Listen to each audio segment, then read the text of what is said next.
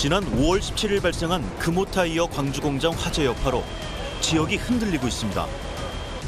눈덩이처럼 커지고 있는 피해와 지역 최대 현안으로 떠오른 공장 이전 문제까지 사고 이후 한 달이 지났지만 화재로 인한 파장은 갈수록 커지고 있습니다.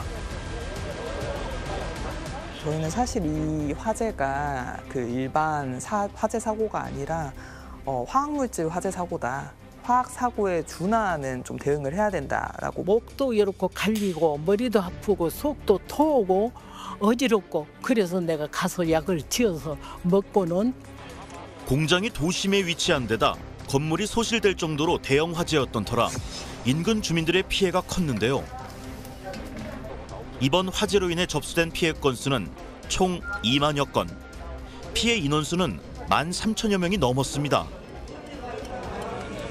그중 건강 이상을 호소하는 인적 피해가 가장 많았고 물적 피해와 영업 손실 피해도 컸습니다.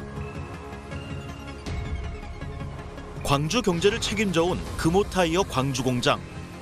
이번 화재로 2천여 개의 일자리가 사라지고 최대 6천억 원의 경제 손실이 발생할 거라는 분석이 나와 충격을 주고 있습니다. 일단 화재로 인해서 생산이 중단된 상태이고요. 금호타이어는 연매출 3,375억 원, 근로자가 2,350명 정도 근무하는 규모인데요. 그래서 매출액이 0이 됐고 또 근로자들도 생산 중단으로 인해서 급여가 30% 정도 낮아지거든요. 그래서 이렇게 해서 전체적으로 한 625억 원 정도 급여가 낮아지는 그 충격이 발생하고요. 아무래도 소득이 감소하면 지역 내 소비도 줄어들 거고 뭐 여러 가지 종합적으로 어떤 파급들이 있는지 분석해 봤을 때 광주 지역 내에는 한 4,500억 정도 생산 감소, 1,551억 원 정도 부가가치 감소, 또 2,200여 명의 취업자 감소를 유발할 수 있습니다. 실제로 공장 인근의 상가들은 큰 타격을 받고 있는데요. 경기 침체로 지역 상권이 위축된 상황에서 화재까지 겹쳐 손님들의 발길이 뚝 끊겼습니다. 외출 영향이 너무 커서 일부러 새벽까지 잡고 있는데도 장사가 안 돼요. 장사 안 되고 전화도 와요. 음식에서도 이 포장 용기에서도 냄새가 난다고 연락이 오더라고요. 화재 이후보다 지금 6월 달 들어와서가 제일 많이 힘들어요. 왜 그러냐면 화재가 났을 때는 이게 금호타이어 월급날이 거의 말쯤이란 말이에요. 6월 달이 되니까 이제 일하는 게 없잖아요. 6월 25일 날 월급이 100%가 안 나온 거예요. 이제 이게 다 인지가 되니까 사람들이 돈은 정말 안 써요. 그래서 6월 달이 너무 힘들어요, 지금. 화재 이후 정부의 특별재난지역 선포를 요청했지만 지난 12일 정부의 거부 통보로 무산된 상태. 금호타이어 노동자와 파산 위기에 내몰린 협력업체의 피해를 줄이기 위해서는 고용위기 지역 지정이 시급합니다. 고용위기 지역으로 지정하면 금호타이어처럼 그 고용이 감소될 만한, 현격하게 고용이 줄어들 만한 사고가 발생했을 때 고용을 유지하기 위한 어떤 지원 정책이라든가 아니면 뭐 실업이 발생했을 때 실업급여의 지급이라든가 이런 부분들은 고용위기 지역이 지정되면 지원을 받을 수 있습니다. 이번 화재는 생고무와 화학약품을 혼합하는 공정을 하는 곳에서 발생해 인근 주택가에서도 피해가 속출했는데요. 검은 연기와 함께 불에 탄 고무 분진이 공중에 퍼졌다가 내려앉으며 창문과 주차 차량 등의 2차 피해를 일으켰습니다. 노인 인구가 많은 지역 특성상 화재 당시에도 연기 때문에 고립될 위기에 처한 주민들이 많았는데요. 그때를 생각하면 지금도 잠을 못 이룰 정도로 불안하다는 어르신. 머리도 아프고 요 눈약을 이렇게 넣어도 안고 감기 오는 마이로 목이 답답해서 약을 먹고 또 한 통을 또 사서 갔어요. 그래도 안 듣네요. 창문 바로 앞이 공장이다 보니 화재가 발생한 지 한 달이 지났지만 아직도 집안 곳곳엔 검은 재가 쌓여 있는데요. 어떤 화학물질이 섞여 있을지 몰라 주민 건강에 비상이 걸렸습니다. 우리 어머니가 따끈따끈 해도 이 정도가 좀 나오는 중에 이렇게. 이제 한참 좀 지났으니까 그래도 뭐 청소 같은 거 한번 하셨을 거 아니야. 다 했죠. 걸레를 몇 개를 닦아갖고 내쁘고 이 방바닥 소지도 소지하고 여기도 막 내가 닦은다고 닦았지. 그래도 그거 나와요. 주민들 개개인의 힘으로는 역부족인 탓에 주민대책위에서 전문 청소업체를 선정해 청소 작업을 하고 있습니다. 화재로 인한 경제적 손실과 피해뿐만 아니라 환경오염과 시민 건강권이 심각하게 우려되고 있는 상황. 현재 지금 여름이 오는데도 불구하고 창문을 열어놓지 못하고, 그리고 집안에서도 지금 마스크를 쓰고 있거든요. 심지어 아직까지 그 귀가하지 못하고 밖에서 지내신 분도 계십니다. 앞으로가 지금 철거가 되면은 또 그 분진이 또 날아갈 거란 말입니다. 2차 피해가 또 올 수 있는 문제예요. 그런데 이제 그것을 자기들 어떻게 가려놓고 한다고는 할 수 있겠지만은 그것이 안 날리겠습니까? 또 날리면 또 분명히 오지요. 이렇다 저렇다 말이 없으니까 올해는 지금 답답할 뿐이지요.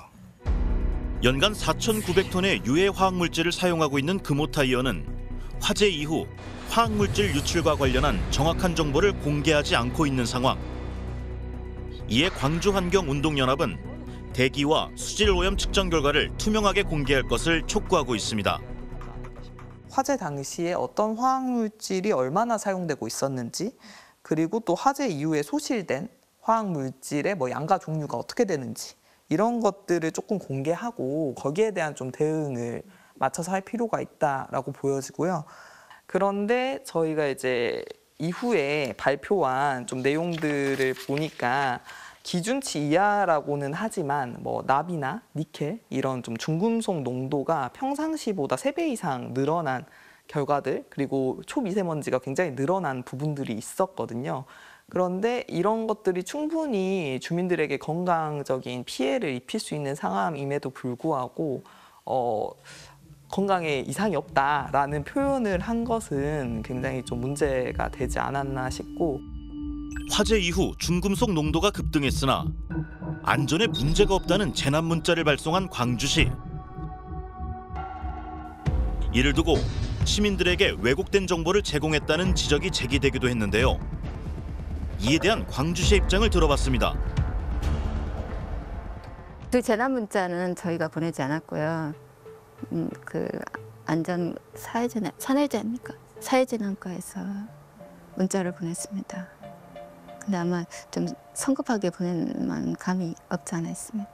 사실 그 이동 측정 차량에서만 그게 나갔고요. 다른 지역이라든가 이런 데는 평상시하고 똑같았습니다.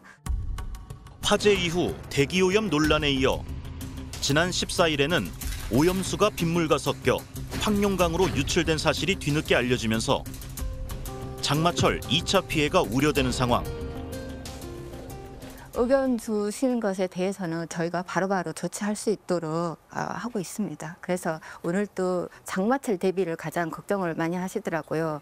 아까 제 말한 수질 오염도 될 수가 있으니까. 그래서 거기에 대한 대비책을 저희가 이미 차수백을 설치했다고 그런 말씀드렸고, 그다음에 불난 지역에 나오는 물과 그냥 나오는 곳의 물에 대해서 분리를 시켜서 불난 지역에서 나온 물이 오염된 물일 수도 있으니까 그것이 폐수 처리장으로 바로 갈 수 있도록 조치하고, 이런 것들은 전문가들이 준 의견을 그대로 반영을 해서 이렇게 조치를 한 상황입니다. 금호타이어 화재로 인한 피해 보상과 공장 재건을 위해서는 화재 원인 규명이 시급한데요. 화재 발생 한 달이 지났지만 원인 규명을 위한 현장 조사는 사실상 제로에 가까운 상태. 불이 난 건물에 붕괴 위험이 있어 내부 접근이 불가능하기 때문입니다.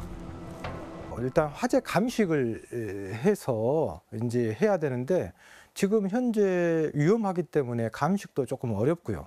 그 다음에 지금 이제 해체를 과거에 학동 철거시 붕괴 이후에 지금 해체 관련된 기준들이 굉장히 강화를 해서 지금 막무가내로 철거를 못하고 반드시 해체 계획서를 수립하고 그것의 적법성 여부, 구조적인 문제점들을 저희들이 그야말로 촘촘하게 크로스 체크를 하게 되어 있습니다. 그래서 국토안전관리원이라든가 또 각 기초지자체에서 해체 심의위원회를 통과를 해야 돼요. 그렇기 때문에 상당히 시간이 많이 할애될 거라고 저는 생각해요.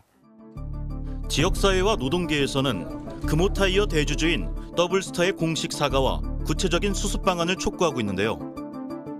이에 대해 금호타이어 측은 피해 접수를 완료하고 다음 달 화재 수습 로드맵을 발표할 계획이라고 밝혔습니다.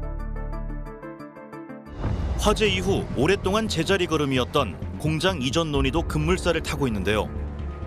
지난 17일 강기정 광주시장은 금호타이어 본사를 방문해 노동자 고용 안정과 공장 이전 관련 협의를 진행, 7월에 발표할 로드맵에 공장 이전 계획을 포함해 줄 것을 전달했습니다. 7월 달에 만약에 전체 로드맵이 발표가 되면 거기에 이전 계획이 들어간다면 우리는 이전 지원단을 꾸리겠다. 가칭 우리 시, 또 뭐 장계, 국회, 또 정부까지 포함해가지고 구체적인 이전 지원단을 꾸려서 거기에 대해서 적극적으로 우리가 도와주겠다는 그런 부분의 의사를 표현했습니다.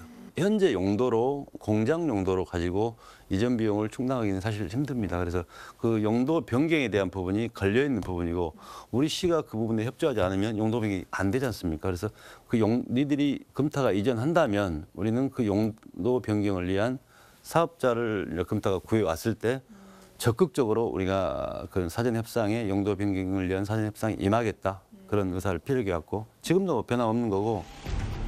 광주시는 화재에 따른 피해를 최소화하고 대응 방안을 마련하기 위해 지역경제 위기 대응 민관 합동 특별팀을 구성, 본격 가동에 들어갔는데요. 금호타이어와 광주시의 투명한 정보 공개와 적극적인 대응을 촉구하는 목소리가 높습니다.